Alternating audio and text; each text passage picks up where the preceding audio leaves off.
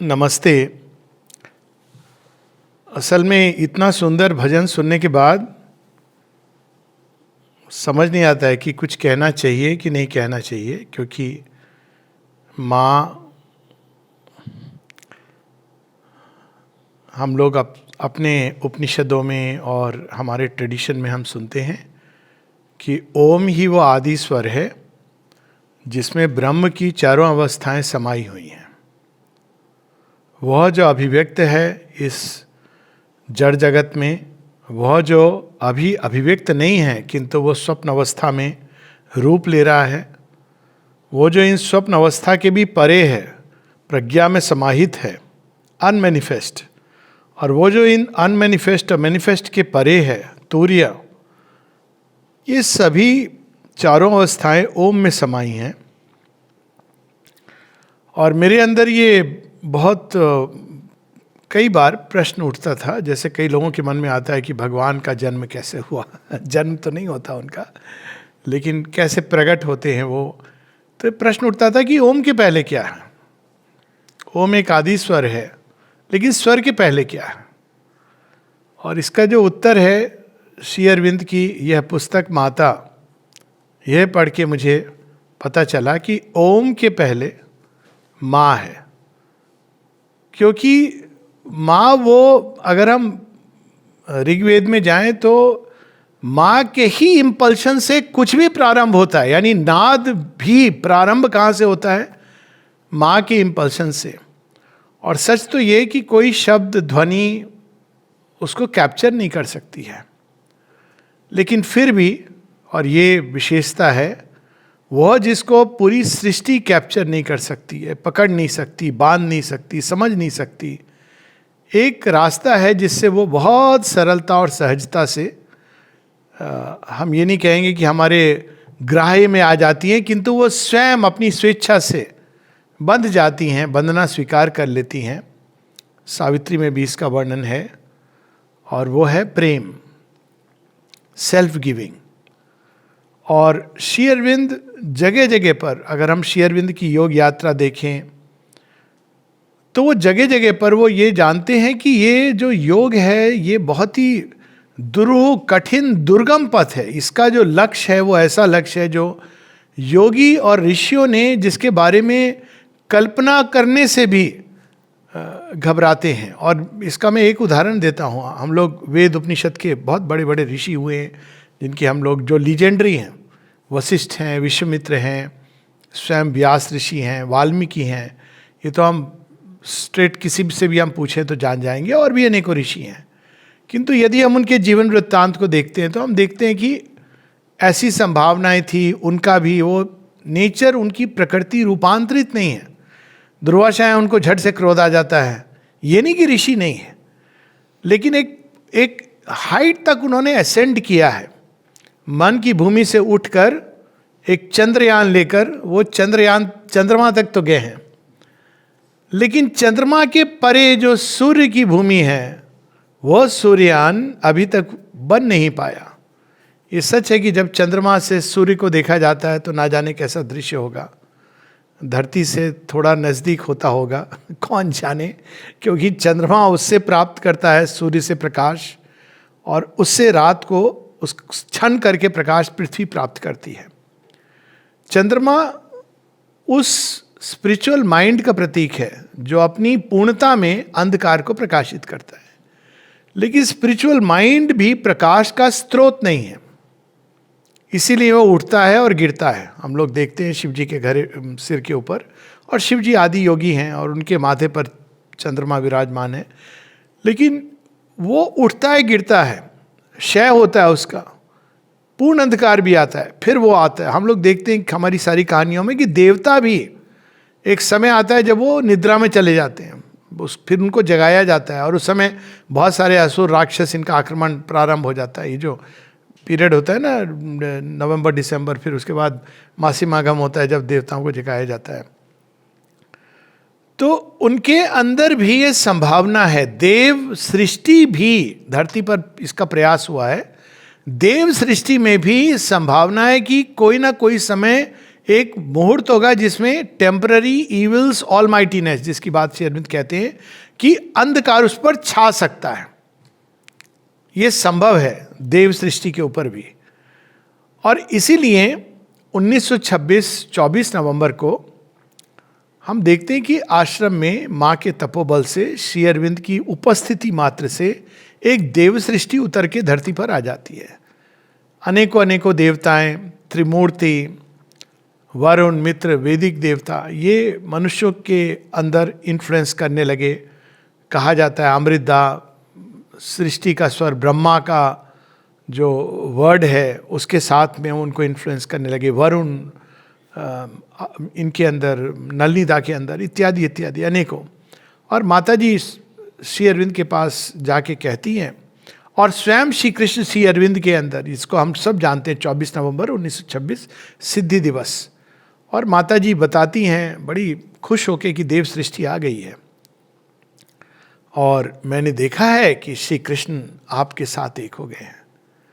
माँ बताती हैं कि he simply said yes yes I know it, he did not take any particular interest in it. ये सुन के मुझे तो बहुत, हम लोग मनाते हैं सिद्धि दिवस है, श्री कृष्ण आए उनके अंदर, कितने Shri Aurobindo as far as he is concerned, जब माँ उनको बताने जाती हैं कहते हैं yes yes I know it, he himself took no particular interest in it.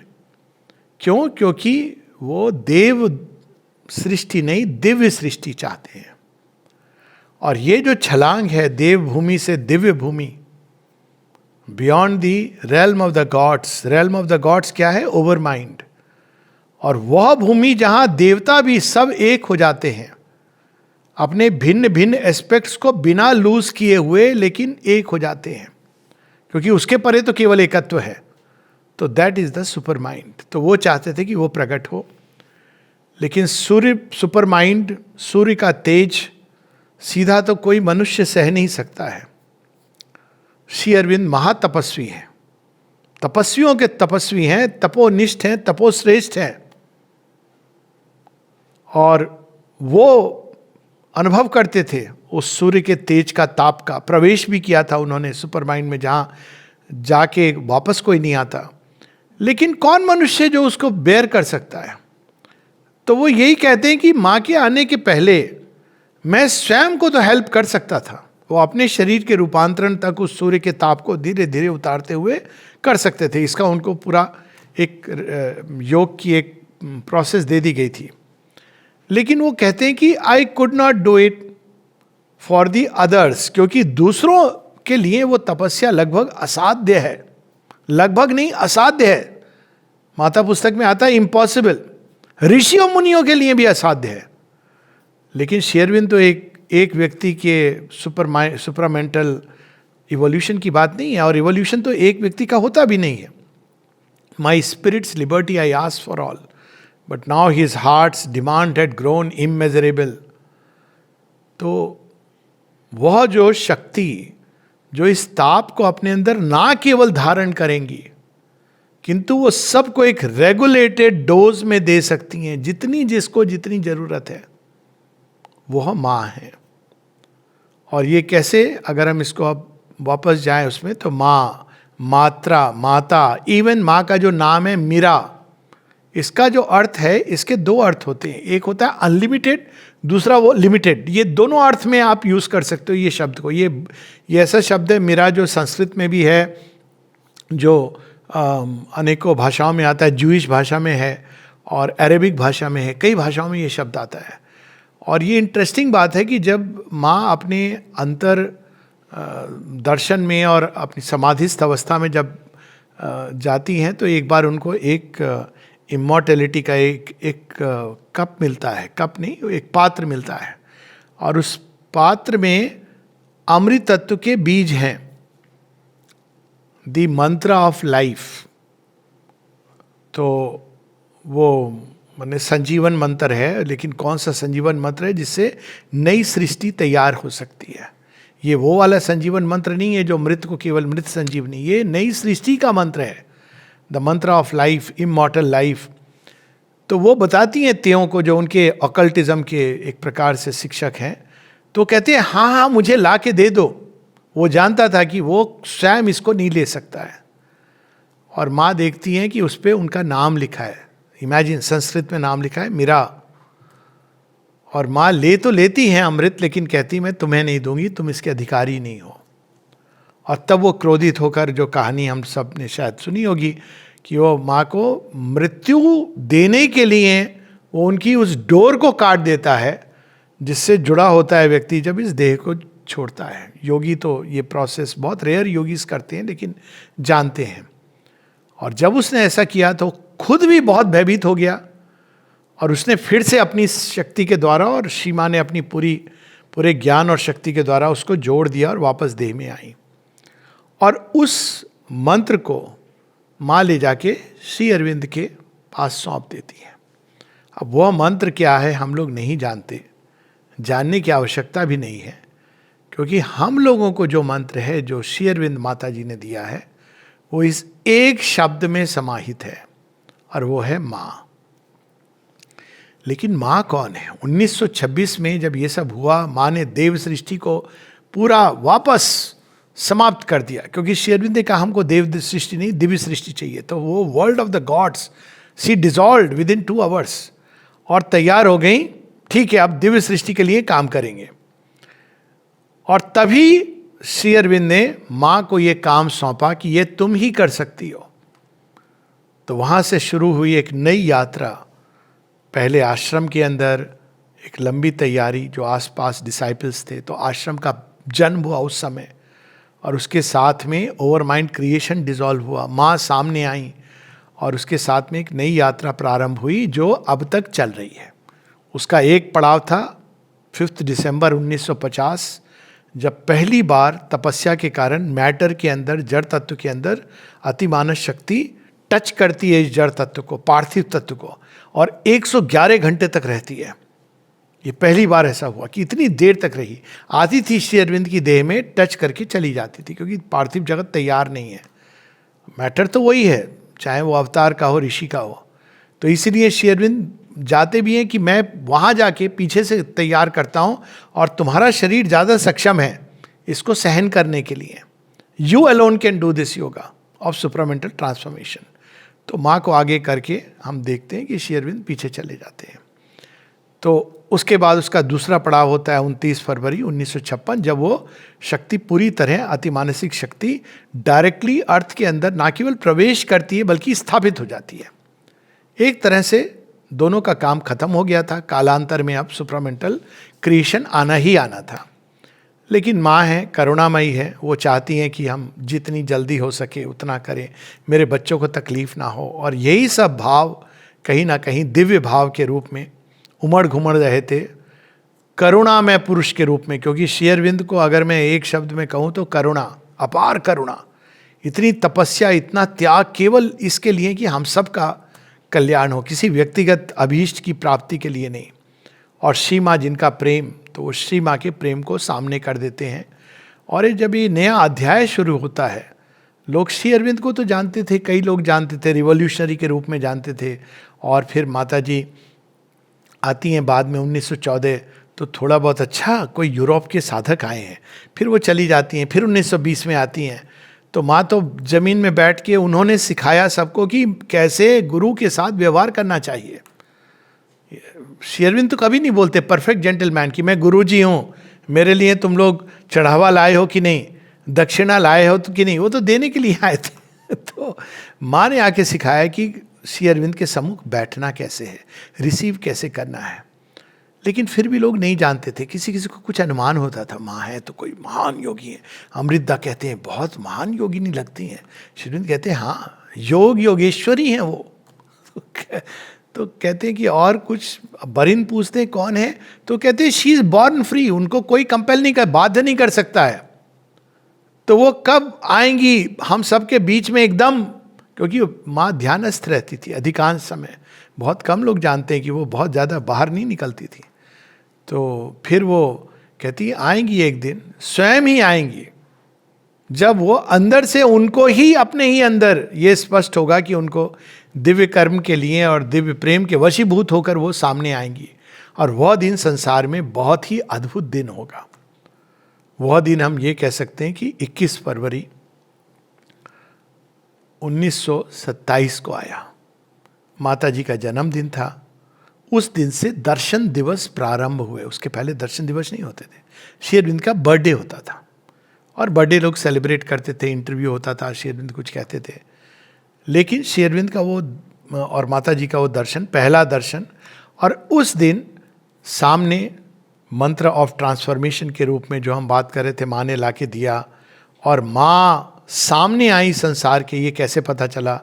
Shri Aurobindo ने एक मैसेज दिया और वो मैसेज माता पुस्तक का पहला चैप्टर है।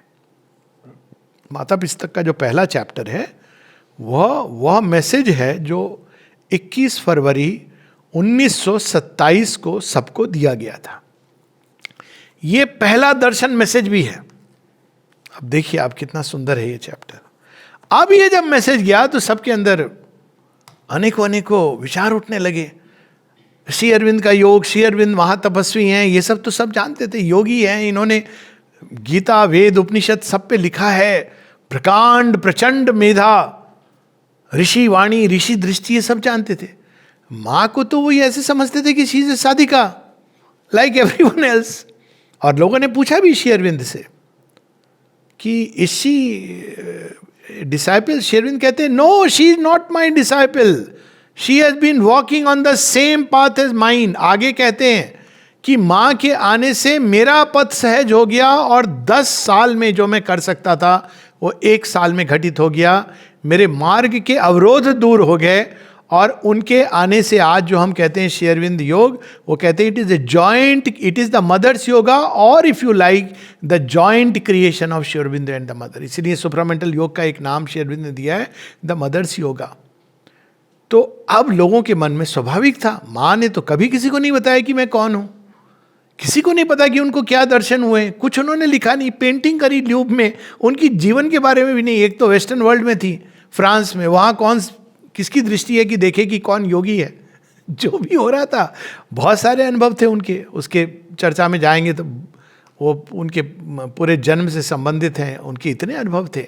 श्री अरविंद ने सब देख लिया था और वो सारे अनुभव कुछ हद तक प्रेयर्स एंड मेडिटेशन पढ़ के अंदाजा लगता है उनकी जीवनी है। लेकिन उनकी जो सबसे सुंदर जीवनी है वो ये पुस्तक है। लोगों ने पूछा कौन है माँ, तो श्री अरविंद बताते हैं कि माँ कौन है मैंने लिख दिया है पहले चैप्टर में, 1927। ये लिखा गया था मोतीलाल मेहता के आग्रह पर। फिर एक पूनम चंद जी थे, तो उन्होंने कहा ये योग कैसे करें, अब तो आपने ये एक नई चीज, हमें तो पता नहीं था ये, हम तो बस आपके पास बैठ जाते थे, आपने कोई प्रोसेस बताई नहीं, कभी कोई मंत्र नहीं दिया, हम जो कहते थे हाँ ठीक है इस रास्ते पे चलो। वो क्यों नहीं दिया उन्होंने? क्योंकि श्री अरविंद ये जानते थे कि मैं ही सक्षम हूं, जिस हद तक ये जा सकते हैं, if they are open and receptive they will receive. बस कुछ प्रोसेस की जरूरत नहीं थी इस योग में, और अभी भी नहीं है। श्री अरविंद कहते हैं there is no method in this yoga except to take the mother's name in mind, यही बस है। तो अब लोगों ने पूछा कि लेकिन आप कुछ तो बताइए, हम करें क्या? तो श्री अरविंद ने कहा कि इस योग में क्या करना होता है। लोग अक्सर पूछते हैं करना कैसे है योग, लाइव डिवाइन पढ़ लेते हैं, कहते हैं उसमें ये नहीं लिखा है कि ये योग कैसे करते हैं। हाँ बिल्कुल सही बात है, नहीं लिखा है उसमें।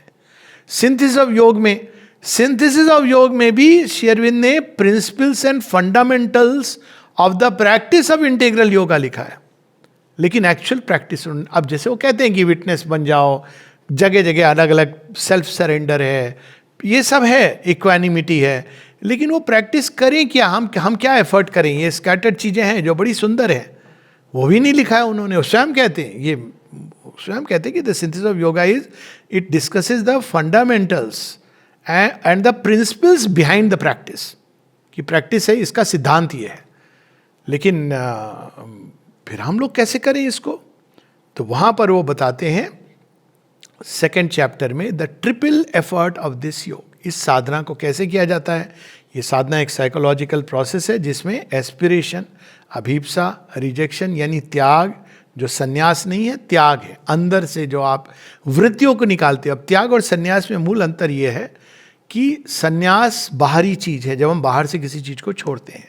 आज से हम केवल सफ़ेद कपड़ा पहनेंगे या गेरुआ कपड़ा पहनेंगे, हम ये खाना नहीं खाएंगे, हम वह नहीं जाएंगे, तो वो होता है सन्यास। हम इससे नहीं मिलेंगे, उससे नहीं मिलेंगे, वो होता है सन्यास। हम शहर में नहीं रहेंगे, हम हिमालय में गुफा नंबर 17 में जाके रहने लगेंगे, ये होता है सन्यास। और त्याग क्या होता है? हम रहेंगे सब चीज के बीच में, लेकिन अपने अंदर से हम जैसे जुड़े हैं अब तक संसार में, ईगो के द्वारा, वासनाओं के द्वारा, कामनाओं के द्वारा, भय के द्वारा, मोह के द्वारा, इन सब से नहीं जुड़ेंगे। हम ज्ञान के द्वारा जुड़ेंगे, और सच्चे ज्ञान के द्वारा, इंफॉर्मेशन के आधार पर, ओपिनियन के आधार पर, व्यू पॉइंट के आधार पर नहीं, अलस तमस के बेसिस पर नहीं, हम दिव्यता के आधार पर इस संसार से जुड़ेंगे। तो ये जो नए ढंग से जुड़ना है, उसके लिए सन्यास नहीं, त्याग चाहिए। त्याग एक आंतरिक त्याग है। इसकी बात श्री कृष्ण भी गीता में करते हैं, लेकिन वो उस लेवल तक नहीं ले जाते हैं जहाँ श्री अरविंद ले जाते हैं। गीता में मूलतः डिजायर्ड सेल्फ, उसमें भी श्री कृष्ण कंसेशन दे देते हैं, कहते हैं धर्म सम्मत डिजायर जो है वो ठीक है, वो उस समय वो रूपांतरण की बात नहीं थी। श्री कृष्ण जानते हैं कि ये तो समय की, लेकिन यहाँ पर श्री अरविंद वो कंप्लीट त्याग की बात करते हैं, लेकिन वो रिनंसिएशन वर्ड नहीं यूज़ करते हैं, क्योंकि जो रिनंसिएशन का त्याग है और जो रिजेक्शन है, इन दोनों में एक मूल अंतर है। त्याग एक ऐसी प्रक्रिया है जहाँ कोई चीज़, कोई किसी वृत्ति को आप छोड़ देते हो। रिजेक्शन में आप बहुत एक्टिवली, डायनामिकली उसको अपने से दूर करते हो अंदर से। तो एक बहुत डायनामिक प्रोसेस है। माता जी ने इसको सरल बना दिया, क्योंकि कई लोगों को ये पार्ट सबसे कठिन लगता है इंटीग्रल योग का। माँ कहती है offer it to the divine with an aspiration for the light. तो रिजेक्शन को वॉल्यूम 10 थॉट्स एंड एफोरिज्म, उसमें माँ कहती हैं कि बेटर देन रिजेक्शन, आप ऑफर करो लाइट को विद एन एस्पिरेशन की ये बदले। That is the process. क्योंकि रिजेक्शन होलसेल कर देना, इसके लिए महत् संकल्प चाहिए। तो ये पहला हुआ अभिप्सा, दूसरा रिजेक्शन, और तीसरा हुआ सरेंडर, समर्पण। किसको? डिवाइन मदर को, और किसी को नहीं। और समर्पण इन तीनों में जब श्री अरविंद से पूछा गया, इसमें भी यही आशय आता है, यदि एक ही हम कर सकते हैं प्रभु, तो समर्पण। तो ये उन्होंने 2nd चैप्टर में इस योग की पद्धति बता देते हैं। तब ये तो रास्ता बड़ा लंबा है, अनेकों कठिनाइयाँ आ सकती हैं, चैलेंजिंग पथ है। पथ की प्रोसेस बड़ी सिंपल है। सिंपल क्या है? माँ माँ माँ माँ माँ, इससे सिंपल क्या होगा? लेकिन इसका क्या मतलब हुआ? श्री कृष्ण के शरणागति थे अर्जुन, लेकिन अभिमन्यु का भी वध होता है, और कई पांडवों में बहुत कुछ होता है। तो जब हम मामा करते जाते हैं, इसका मतलब ये नहीं कि मेरा बच्चा पक्का 100% ग्रेजुएशन में फर्स्ट क्लास फर्स्ट आ जाएगा, कोरोना मेरे फट से ठीक हो जाएगा, मेरे परिवार के भी जो परिवार हैं, सगे संबंधी, उन सब के लिए हमारी, उसमें भी हमको जो लगता है अच्छा उस हिसाब से होगा। ये सब हम लोग कि हम तो माँ को प्रे कर रहे हैं, बस हमारा सब अच्छा होगा, तो ऐसा नहीं है। ये साधना सबकी इंडिविजुअल होती है। ये ऐसे नहीं होता कि सब परिवार बैग एंड बैगेज हम चले। पौंडीचेरी के लिए आ सकते हैं, लेकिन आप किसी को फोर्स करेंगे कि अब हम पौंडीचेरी आ गए, चलो सब लोग उठ करके सुबह सुबह चलो वहाँ पर, वहाँ जाके आप माथा रख देंगे समाधि के ऊपर, ज़बरदस्ती डाइनिंग रूम खिला देंगे, खा तो लेगा, अंदर से नहीं उसका मन कर रहा है। तो ये तो आपकी अंदर की प्रोसेस है, इसको आप पुश नहीं कर सकते हैं। तो इसमें श्री अरविंद कहते हैं कि ये जो लोग इस पथ पे जा रहे हैं उनके लिए, उनका पथ क्या है पहले वो बताते हैं, टू वॉक थ्रू लाइफ। ये पथ जीवन को छोड़ के भाग जाने का पथ नहीं है। तो जब जीवन पे जाएंगे, तो किसी भी जीवन में, योग के जीवन में क्या, साधारण जीवन में अनेकों कठिनाइयाँ आती हैं, चैलेंजेस आते हैं। तो कहते हैं to walk through life armoured against all fear, peril and disaster. भय, अनेकों प्रकार के खतरे और डिजास्टर तक, यानी जहां पूरा सब कुछ नष्ट होने की संभावना है, सर्वनाश विनाश की संभावना है।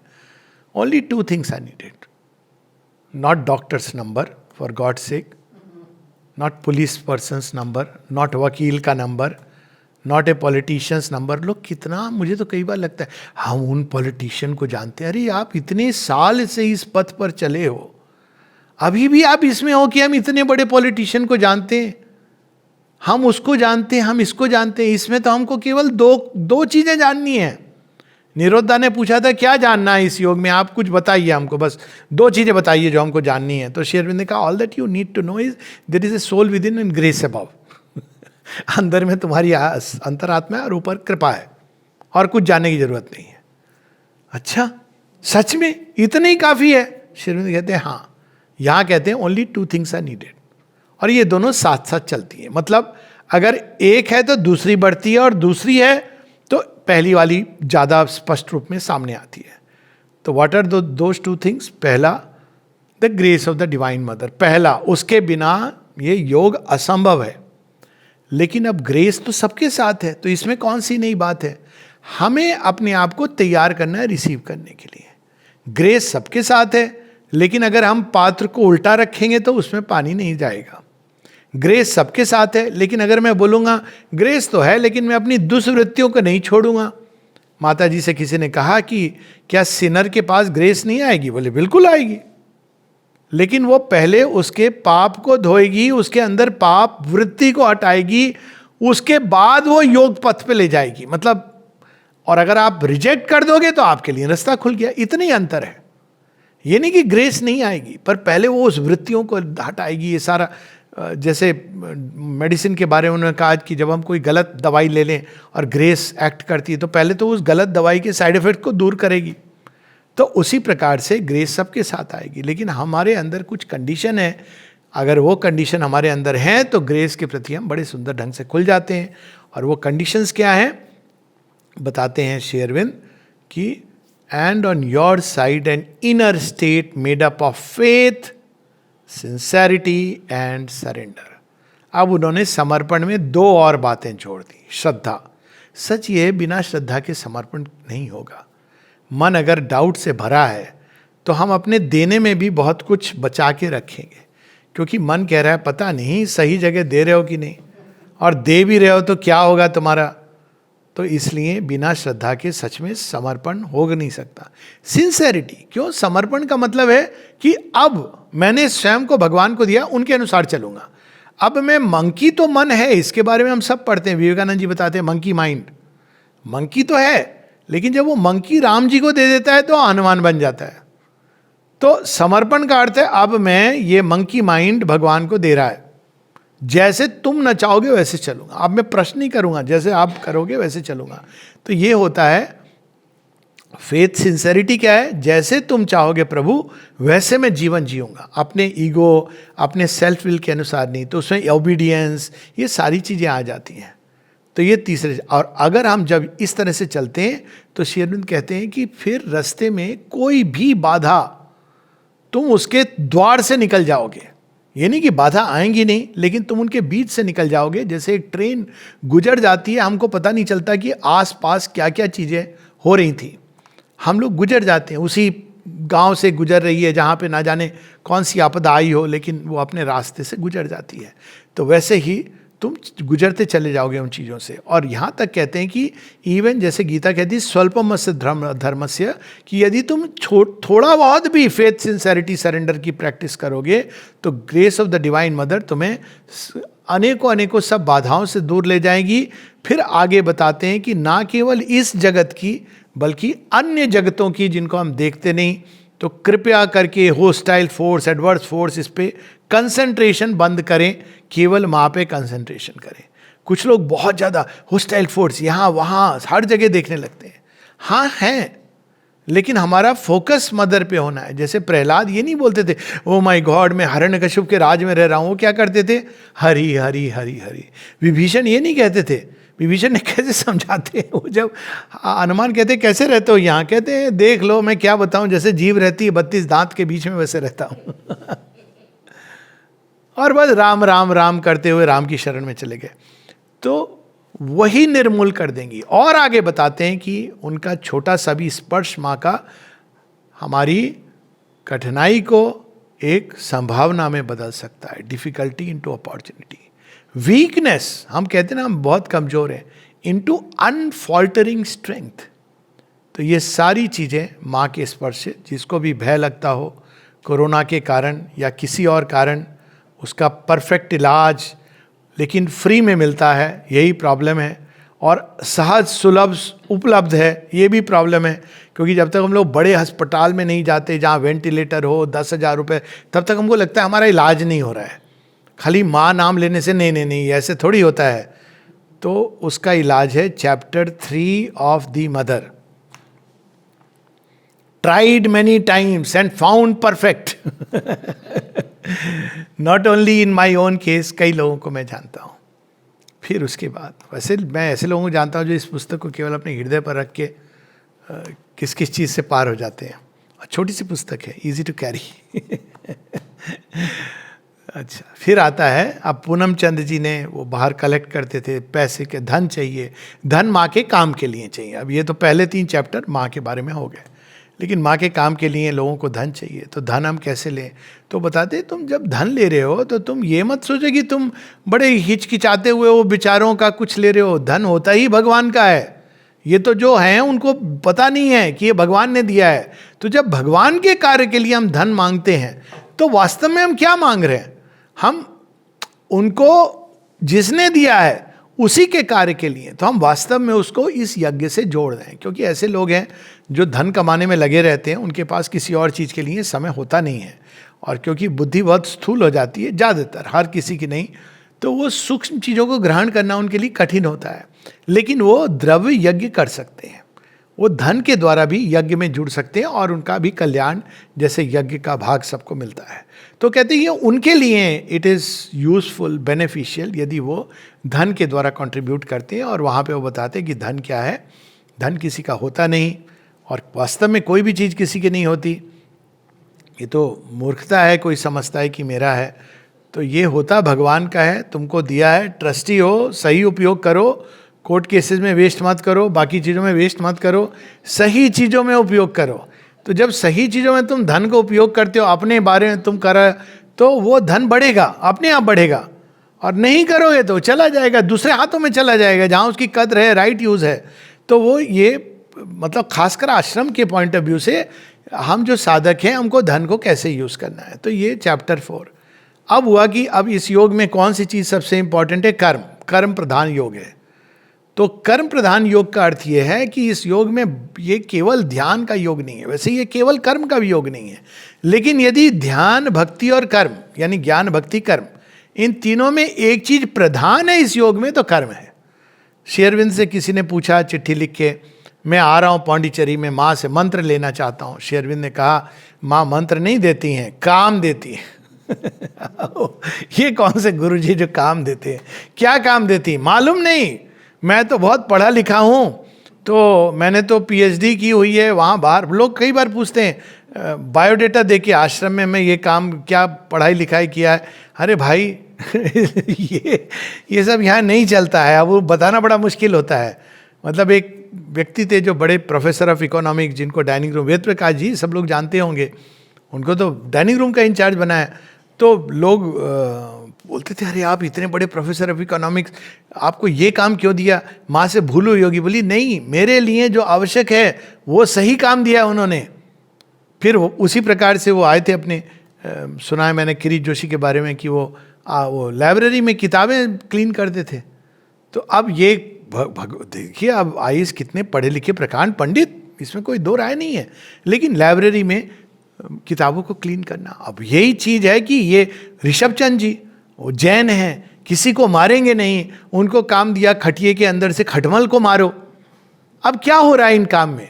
रविंद्र जी, एग डिस्ट्रीब्यूशन, शुद्ध शाकाहारी। अब क्या हो रहा है? माँ क्या कर रही है? हमारी उन धारणाओं को तोड़ रही हैं, प्लास्टिसिटी ला रही हैं। यही चीज श्री अरविंद चैप्टर 6 में बताते हैं, 3 थिंग्स यू नीड। कॉन्शियसनेस, कोई काम कर रहे हो तो क्यों कर रहे हो?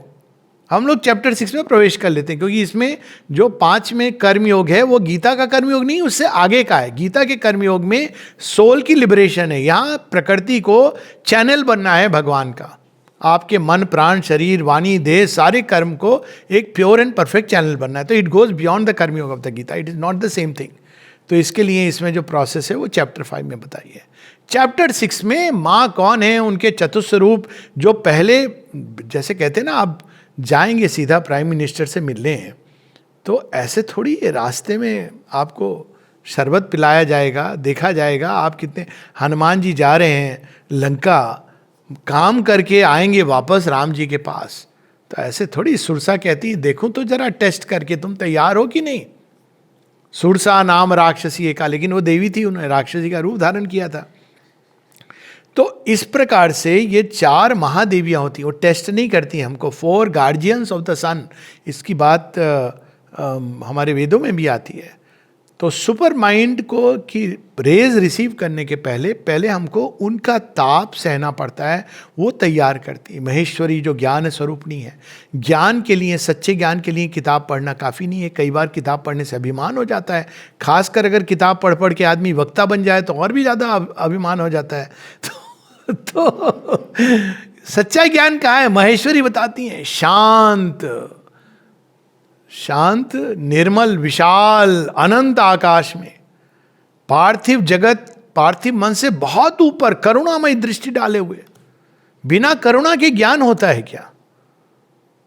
करुणा से भरी हुई, वरद हस्त उठाए वो सारी सृष्टि को देख रही है, ये महेश्वरी। तो उनकी पूजा हम कैसे करें? ऐसे करें, जब हमारे अंदर समता का अभ्यास करते हैं, पार्थिव जगत की मन की जो ओपिनियंस है, व्यू पॉइंट्स है, उसमें ना उलझ के एक उठ के चीज़ों को देखने की चेष्टा करते हैं, जब हम अपने अंदर प्योरिटी लाने की कोशिश करते हैं, तब महेश्वरी का स्वरूप प्रकट होता है। लेकिन महाकाली भी चाहिए। महाकाली क्यों? कुछ बाधाएं तो ऐसी महेश्वरी हमको दिखाती हैं कि ये बाधा है, दूर नहीं हो रही। महेश्वरी अपनी वाइट लाइट से उसको प्योरीफाई कर रही है, लेकिन हम छुपा दे रहे हैं। जैसे हम देखते हैं ना, वेदों में वो वला नाम का एक असुर है, वो छिप जाता है बिल में। आप सांप को मारने गए, आपके घर में ही देखिए सांप निकला, आप मारने गए, घर में ही एक बिल था जिसमें घुस गया, अब आपकी क्या दुर्दशा होगी। अब देख चुके हम लोग, ऐसे हुआ है। अब गांव में तो ऐसे घर होते थे, नाली होती थी, अब आप नाली को ब्लॉक भी नहीं कर सकते हैं। कब तक आप ब्लॉक करेंगे? क्योंकि अब वो नाली बनी है प्रवाह के लिए, तो बड़ी भयानक तरीका है। तो अब जब ऐसी बाधाएं होती हैं, जो महेश्वरी की दृष्टि और प्रकाश है, वो छिप जाती है अंदर में, तो अब कौन है जो उनके दुर्ग से उनको गढ़ में जाके चीर के निकाल सकती है? देखिए, दुर्गा अंदर तक नहीं प्रवेश करती, भगा देती है उनको। दुर्गा को देख के कांप के अपने ग्राउंड में बुलाती हैं दुर्गा। महिषासुर को बोलो आ जाए मेरे पास, अपने ग्राउंड पे लड़ती हैं। काली क्या करती है? उनके ग्राउंड में चली जाती है, इसीलिए वो गौरी से काली बन जाती हैं, और वहाँ जाके वो असुर राक्षस सबका जो विनाश करती हैं। तो क्या करती हैं वो बाधाएं जो अवचेतन के कारण जन्मों से वो निर्मूल कर देती हैं with in few moments, in A short span. तो वो महाकाली है। लेकिन उनको क्या चाहिए? Straight forwardness. आप ये नहीं, माँ मैं तो बहुत अच्छा हूँ, देखो मेरा पड़ोसी खराब है। महाकाली कहेंगी देख मैं तेरे अंदर आई तो पहले तेरे ही विनाश होगा। अभी महेश्वरी तुझे ट्रेन करेंगी, उसके बाद पहले तू देखेगा कि बुरा जो देखन मैं चला, मुझसे बुरा ना कोई। फिर उसके बाद जब महाकाली ने वो कूद पड़ी रन में आगे, नेतृत्व तो हमारा वे करे, तब आप जब तैयार हो उनकी, तब आती महालक्ष्मी। नहीं तो वो शर्मा के सकुचाई हुई, इम्पोज नहीं करती, बैठी हैं। वो जबरदस्ती नहीं आएंगी घर के अंदर प्रवेश, वो आ रही हैं। आपको पता चला, आपको दौड़ के जाना, अरे महालक्ष्मी महालक्ष्मी माँ आओ आओ आओ। शी विल नॉट कम कि अपने आप आ जाएंगी। महाकाली आ गई तो आ गई, लेकिन महालक्ष्मी को वेलकम करना पड़ता है। उसके लिए आपको मालिन्य त्यजना होता है, घर को साफ सफाई करना पड़ता है। उसके बाद महालक्ष्मी आती हैं। तो महालक्ष्मी जब आती हैं तो हृदय आनंद से भर जाता है, सब कुछ सामंजस्यपूर्ण हो जाता है, सौंदर्य से भर जाता है। तो आपको पूरे सब चीज़ों में सौंदर्य सामंजस्य, ब्यूटी एंड हार्मनी, अंदर भी बाहर भी। उनका स्वागत करना है ना, उनको आप स्वागत करके उनको बुलाया जाता है।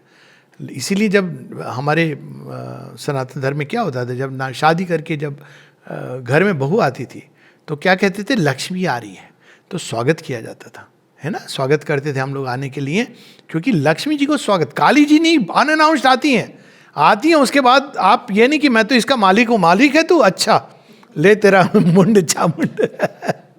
लक्ष्मी जी को बहुत प्यार से आप बुलाते हो सौंदर्य के साथ, तो वो अपने अंदर में अब एक देखिए सृष्टि तैयार करनी शुरू हो गई बड़े सुंदर ढंग से वो अंदर में। अब उस सृष्टि में उन्होंने रंग भर दिए, सौंदर्य भर दिया। अब बचा क्या? माइन्यूट डिटेल्स, छोटी छोटी आर्ट में आपके बहुत सारी छोटे छोटे डिफेक्ट्स हैं जो आपको भी पता नहीं है। लक्ष्मी जी कहती हैं ठीक है, बाय एंड लार्ज ठीक बन गया, घड़ा बन गया अच्छा सा। अब उसमें नक्काशी जो करने का काम है, गहने को जड़ना, ये काम महासरस्वती करती हैं। परफेक्शन, ये जो एज है वो महासरस्वती की एज है। तो अल्टीमेटली वो परफेक्शन केवल महासरस्वती करती हैं। जब तीनों देवियां कर लेती हैं तब महासरस्वती आती हैं, कहती देखो ये तुम्हारी वाणी में यहाँ भाषा यहाँ अशुद्ध थी, ये तुम्हारे कर में ये जेस्चर तुम्हारा उचित नहीं था। अब वो धीरे धीरे सब कुछ इस तरह करके वो हमको तैयार, उनको पता है कि ये काम कठिन है, तो वो is the perfect counsellor, mentor, friend in all difficulties. हमेशा स्माइल करती हैं क्योंकि उनको पता है कि ये काम इतना सरल नहीं है। वो आपने घर साफ कर दिया, वो कहती है नहीं वहाँ देखो थोड़ा सा वहाँ पे जाली के ऊपर हल्की सी धूल है, और यही नहीं जाली तुमको बदलनी है, इस जाली में बार बार धूल अटकेगी। तो इस तरह से वो काम करती है। तो चतुस्वरूप, तो हमको कैसे करना है? तो वहाँ पे जहाँ पे हमने प्रारंभ किया था, कॉन्शियसनेस, प्लास्टिसिटी एंड सरेंडर। सचेत होना है, बिना कॉन्शियसनेस के अनकॉन्शियस है, भगवान कर देंगे अपने आप, तमस माँ अपने आप कर देंगी, ऐसे नहीं है। हमको कॉन्शियसनेस को अवेकन करना है, चेतना को हर चीज में जगानी है, हर कर्म में। कोई भी कर्म करे हमको पता होना चाहिए क्यों कर रहे हैं, एक्सप्लेनेशन जस्टिफिकेशन नहीं देना है। अगर कोई चीज है तो हमको कहनी है अपने आप से और माता जी को कि ये माँ मेरे अंदर ये आकर्षण हो रहा है, आप इसको ठीक करो। ये नहीं कि नहीं मैं तो बहुत अच्छा हूँ। तो कॉन्शियसनेस। दूसरा प्लास्टिसिटी क्या है? भगवान किधर ले जाएंगे, कैसे ले जाएंगे, आज ये काम देंगे कल ले लेंगे, ये उनका काम है, वो देंगे लेंगे, जिस अवस्था में रखेंगे, हर अवस्था में तैयार। तो प्लास्टिसिटी। तीसरा है सरेंडर। ये तीन चीज़ें जरूरी हैं, और जब ये सब शेप कर देती हैं वेसल को, तब डिवाइन मदर का डायरेक्ट एक्शन शुरू होता है। लेकिन वहाँ भी हमको सचेत रहना है। श्री अरविंद कहते हैं लेकिन कैसे हमको माँ के साथ रिलेट करना है? साइकिक भाव के साथ। माइंड नहीं समझ पाएगा उनके कर्म को, क्योंकि माँ तुम्हारे 10 साल बाद नहीं, 10 जन्मों के आगे की चीज देख रही है। तुम्हारे किस जन्म में क्या भावी चीज था उसको अभी लाके निर्मूल कर रही है। हमको नहीं पता चल रहा है, हमको लग रहा है इतनी कठिनाई, यही कठिनाई तुम 4-5 जन्मों में हिसाब किताब देते, टैक्स देते। वो एक साथ सारा टैक्स ऑफ नाइट दे रही हैं।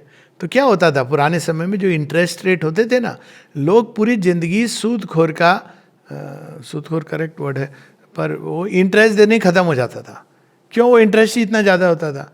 अब वो आती कहती नहीं ठहर एक साथ दे, माँ मैं खत्म हो जाऊंगा, कोई बात नहीं है मैं दूंगी तुझे।